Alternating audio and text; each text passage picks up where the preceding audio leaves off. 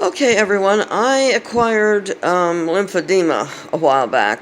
Tests were run and found nothing wrong with my heart, liver, or kidneys, which by a process of elimination means it's my lymph system got screwed up. Bilateral lymphedema with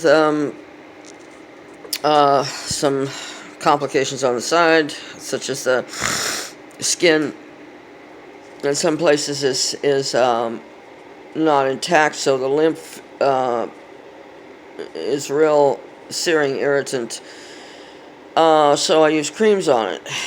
And if it's done right, which I don't always do, after washing them off, pouring water over the leg with out of a little glass jar over a bucket, an HDX bucket from Home Depot, and then put the cream on. If I do it right, the lymph is either neutralized by the cream or travels on top of the cream, and all it feels is like some water running down my leg, and it's not, and when it blasts through, it feels weird more than pain, but sometimes pain. And surprising, I'll yelp. Seems to sometimes come through under pressure. And one time I saw a piece of the cream fly off my leg. But there's at least 2, maybe 3 varieties of pain that I've identified. 3 cigarettes, 3 aspirin, and sometimes a lot of walking around, and double espresso or really strong high red coffee will help the pain. After a while it goes away, but after a while the lymph piles up in the cream, and the neutralization has been maxed out, and now it's just storing it and releasing it onto the broken skin, and has to be washed off and start from scratch. Sometimes the skin's too tender to wrap, other times I can wrap it, and I use these doggy training pads. They're pretty much the same thing as the butt pads that they'll put under you in a hospital bed, and they you can cut them down to size and use them to line your feet with if you've got stuff coming down your leg and into your shoes. If there's a question of infection involved, you can also prevent it from spreading around this way. You could mix tea tree oil in the water. You pour the last water over the leg where there's any infection. And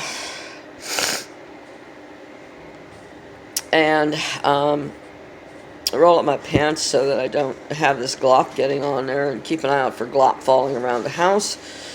And when I go to the store, I don't have to worry about that because I either use their in-house scooters or my own. There's a certain amount of draining capacity that some types of pain have, and others are just irritating. So, huge amounts of vitamin C, like 10,000 milligrams a day. Garlic, a whole bulb or a half bulb, several cloves chopped up real fine, swallowed raw in water. This can help with any infections that the broken skin's picked up, and it seems to be good for the lymphedema itself.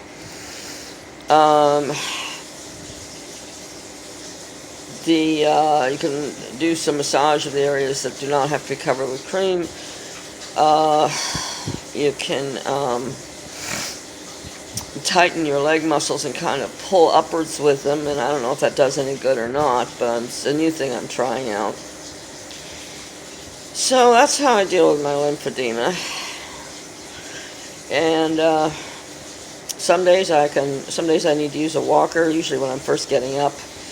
And other days and then I use the cane, and then later in the day I could sometimes walk around without any cane at all, but I tend to be more stooped than I used to be. And other times I can stand up straight. The searing type of surface stinging pain can sort of scramble the brain a bit. Other types of pain that are involved, a deeper ache if I pour the water on too hard, if there's too much touching of the skin that's tender, it's a different kind of effect.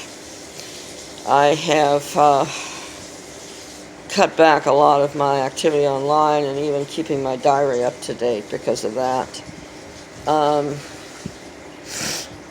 Anyway, that is how I'm handling my lymphedema, and I suppose, I don't know if this would be of some use to anybody. There was a person who was going to a lymphedema clinic online who was finding that they weren't doing him any good. And the thing is, that part of the problem with this lymphedema is you can have this breakthrough effect, sometimes called leaking legs, which may or may not involve pain, but in my case it does, because the lymph is flowing on the surface. It's breaking through from inside. And it's also called oozing and weeping type lymphedema.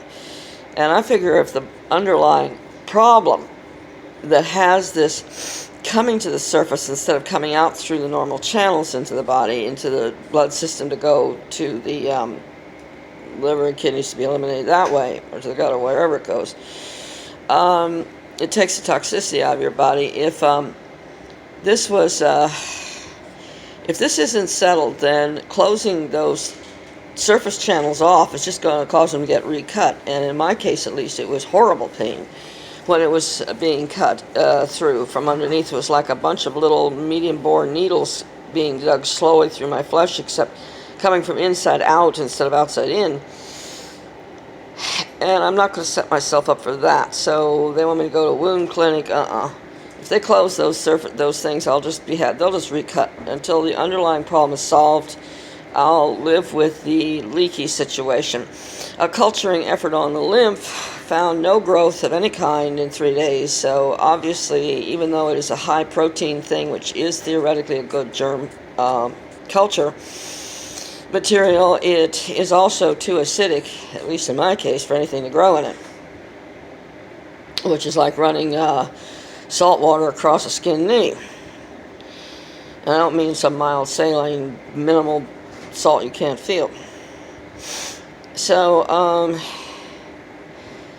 that's what's up with me, and I put this information out for the advantage of whoever else has it. You got a stinging, horrible pain, pour water over it into a bucket, but don't spray hard with a spray device. It's because that may cause deeper pain from the impact of it. If you have any sensitivity to touch, don't use this approach. Run the water across your leg or drop it on it, but get rid of that stinging and put the cream on as soon as possible afterwards, whether you blot it dry or not.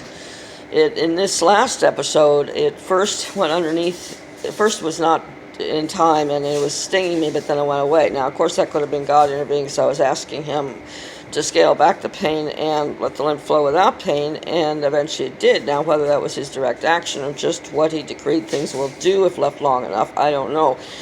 But glory to God anyway, and there have been many blessings that have come to me indirectly, including, while I'm praying to God, some self-examination and recognizing of things that, though I had shoved aside, I hadn't really confronted and eradicated from me. So there's been some spiritual advantage to having this disease. Anyway, Lent's coming on. I don't have the I don't I'm going to try whatever. But there's been a lot of self-sorting out going on, and the Jesus prayer is important, but don't let yourself go into a trance while doing it. You're not supposed to do that.